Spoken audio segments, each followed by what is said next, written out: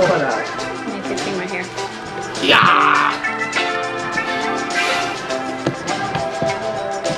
All right.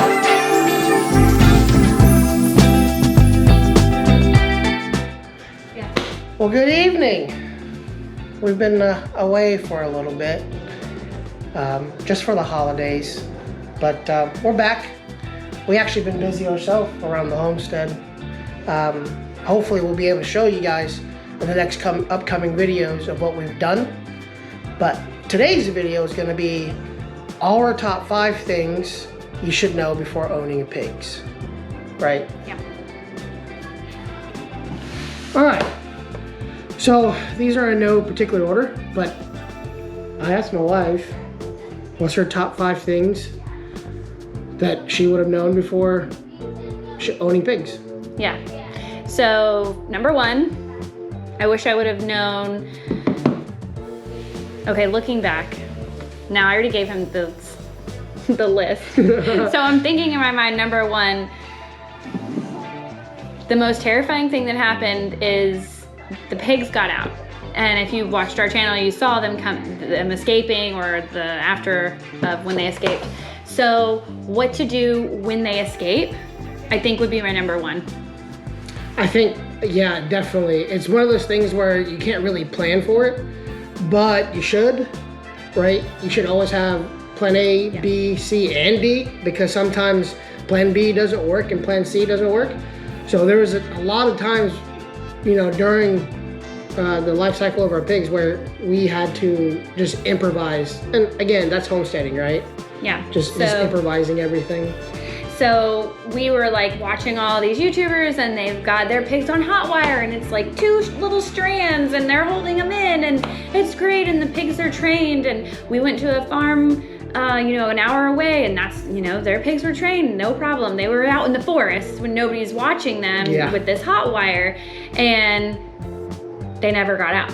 Well, ours were Smart. really smart and mean as heck. So they just like took the brunt force and, you know, just went on. I mean, this little wire, whoop, they just take the little shock and then they're done. They were down the road, down by my neighbor's house, and here I am calling Ashton, oh my gosh, you've got to come home from work. These pigs are out. And I'm like just walking all over, you know, God's green earth, following them so that I don't lose them. So I'm out here on the phone, you know, walking around, standing outside. I'm like, I can't even go inside. I can't do anything because I have to babysit them or else I might lose them. And this is like, you know, hundreds of dollars at this point that we've invested into these animals. Close to, yeah. And if I were to lose them, there goes my meat for half a year, who knows?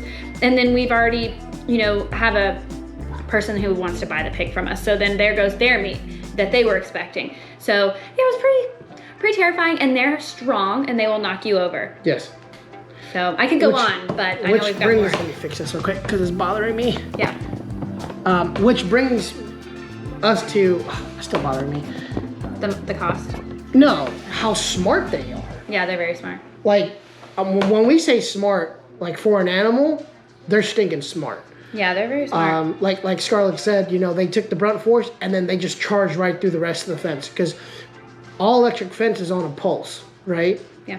It's not a constant hot wire. So, just them figuring it out and then just doing it, it just blows my mind how smart they are, like actually are. Yeah. So that's my number. There? Yeah, just number 2. You wish you would have known that? Yeah, well, let's put it this way. I underestimated them. I wish I wouldn't have underestimated the smartness of the pig. Don't do that. Yeah, so don't underestimate the pig, because they are smart. Yeah. And they'll go through everything. What to do if they get out? Have another fence system set up. Just have a backup plan. We like the mobile fence idea, the hot wire, so that we can move them. And we would just, you know, have more wire. But honestly, what really worked for us was the hog paneling. So whatever worked for you, works for you. Maybe it'll work for your pigs for 5 months. Maybe it'll work the whole time until they're, you know, ready to be slaughtered. But definitely have a backup plan, because we had poultry netting that I was like, you know, trying to keep them in the poultry netting, and that wasn't even, I mean, it was just like, they could have got out if they wanted to, and they did. Yeah. So have a backup plan for fencing. That's like a number one, like with any livestock. Just research. Don't think that, they're dumb animals, because they're not. They will get out, they will test it, and you can see a line. They will test that fence and test that fence. They'll push on it. So they're strong and they're very smart. Yeah, number one. Okay, number two. How much they actually eat. Yeah, they eat a lot. A lot. Now, it comes to a point where there's a lot of stuff on Mr. Google Pants that says how much they need to eat, because it gets to a point where you're actually overfeeding them, because a pig, what they'll do is literally just whatever that's in front of them, they will just eat it. Yeah. It doesn't matter if you fed them an hour ago to 10 minutes ago. If it's there, they're gonna eat it. That's just how they are. So knowing how much they actually need versus how much they actually eat, because I think with our pigs, we lost a lot of money in feed, because I believe I was overfeeding my pigs, because they just always act like they're hungry. Yeah. You just say, oh my gosh, they're not feeding them enough. We felt bad for them. Squealing like, oh, they're hungry, they're starving. And then you come to find out, well, they don't need half of what we're feeding them. And then, some of our neighbors, they're like, yeah, well, we were told that we couldn't breed our pig because they're too fat, not to let them graze. And by grazing, I don't mean like grazing on grass and acorns and nuts and stuff. I mean like just having a feeder full of food all the time, because they will kill it. Yeah. They will eat all of it that's in front of them. You know the term like eating like a pig, like just stuffing your face. They won't stop. They'll just keep eating. Yeah. And you will spend a lot of money, especially if you're feeding them organic. Because we wanted to know where our food comes from, and like we want to make sure they're eating the best, so we're eating the best. So, Yeah, definitely. Okay, next, I'm just following our notes that we wrote down. So for me, how much they cost. So how much does it cost to buy a piglet? You really need to do your research. Don't just go with the first person that you see. Oh, you want a Berkshire because that's what everybody's talking about. That's the best bacon, and it's going to be the most flavorful. And and they're a beautiful pig. Like, I really think they're a gorgeous pig. I love the look of a Berkshire. Their ears, they're just gorgeous. But don't overspend on the piglet. Don't pay for the piglet, because you have to add the cost of the pig plus all the cost of the feed, plus if it's your first time operation, the cost of the fencing.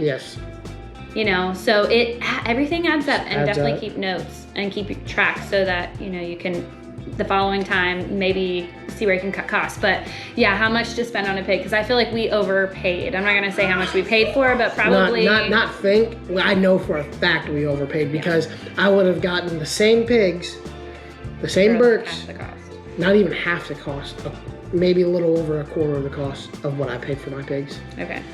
Yeah. So that's a really important one. Reach out, look on Facebook and see if there's livestock communities that are selling their animals. Yeah, and especially, not only that is that. I'm sorry, buddy. You want to get in this video with us? Mr. No Shirt? Okay. No, okay, he's done. Okay. Okay, the cost of the pig. All right, so that's pretty much don't overspend on the pig. Yeah. Call at least 3 places, and he's bad about that. He only called 1 place. Well, then, that's nobody else around here sells them. The thing I was gonna say is that if you're in a homesteading community, right, where people are around you are doing the same exact thing that you're doing, homesteading or farming, they have connections. Talk to them. Yeah. Talk to them and get to know where they're getting their livestock from. Talk to the people that's been there for a while, where they're getting their livestock from. Just because they're getting their livestock from a certain area. It's about how you raise it. Sorry. Good. Okay, so our next one on our top 5 list is how to know when they're sick. Yes. So we had an issue. When we first got our pigs, we brought them to the farm. They're so cute and small, and they were fine. They were healthy. Well, I think it was about 2 weeks later, they started having this pink line down their back, and they were looking crusty around their eyes. Yes. And I'm like, that doesn't look right. Maybe they got sunburn. I don't know, because you hear about pigs getting sunburned. Well, come to find out they had mites, and we're like, how are they getting mites? Everything I found online was saying that, if you have a large farm, you're gonna have mites. Or if we've ever had pigs, we've never had pigs here before on this section of our property. So I don't know where they came from, but in talking with other people, we found out that, you know, when they got castrated the day we got them, and they weren't under or anything. So it's pretty traumatizing, and you're putting them in a new place. So, you know, their immune system is maybe weak and they're stressed. So they're more susceptible to getting, you know, some kind of sickness. So it was a while before I realized that they were sick. Yeah. And what they had. And then I had to call around to some vets because, you know, not all vets deal with, like, you know, these livestock animals. Yeah. They're like dog and cat vets. Yeah. So, we found out they had mites. So make sure you're up to date, like, on what types of things that your animals can get sick with, and do you have a vet in your area? Do you know what you need to give them? Like, we just poured sulfur on them, and just a couple times, like, and the ivermectin. Yeah, they needed that, and the super not you know, really expensive. It was pretty affordable, but we didn't know the signs to look for. Yeah, definitely. So they probably suffered for a little bit. You know, because their eyes were really swollen. That's when I'm like, wait a minute, this is not right. Yeah, and we didn't notice until it got real bad. Yeah, and then we're thinking, oh my gosh, it's going to be in their meat, and they're not going to be okay to eat, and they're, you know, and then you don't want your animal to suffer. So yeah, just pay attention to your animals, watch them. And then number 5 is where you get your feed. Yes. So we've been buying our feed in bulk from, what's the place? New Country Organics. New Country Organics, which we've met the guy who mills it. We met the guy, how he does it. That's great. We love it. We support New Country because that's what we've been feeding our pigs, our chickens, all livestock with that. Yep. Now, when it comes down to it, paying shipping costs on a bulk order, it's a lot of money. So I'm pretty sure if you do a little bit of research, there are probably organic, you know, mills around your area. If you just do a little bit of research, ask around. We found somebody who's actually closer to us. It's about an hour away, hour and a half, and our next batch, we're actually gonna go down there and pick it up ourselves, so we don't get hit with a huge shipping cost. Yeah. And it's actually really hard because they come in with these big semis on our farm, and then we don't have any concrete slabs to where they could back up to. Yeah, and then they get stuck in our yard with their forklift. Oh yeah. You know, stuff like that. So that was funny. Yeah.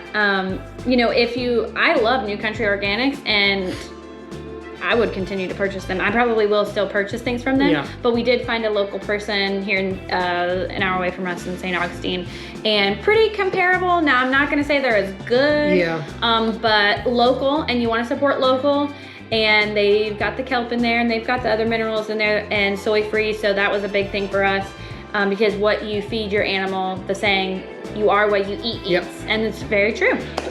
So make sure you have enough, or at least overestimate, because if you're gonna do another batch, you'll have some, but make sure you have a place to put your feed. Yes, please, Because if you get rats and they're tearing into those bags, there goes all your feed. It goes all your feed.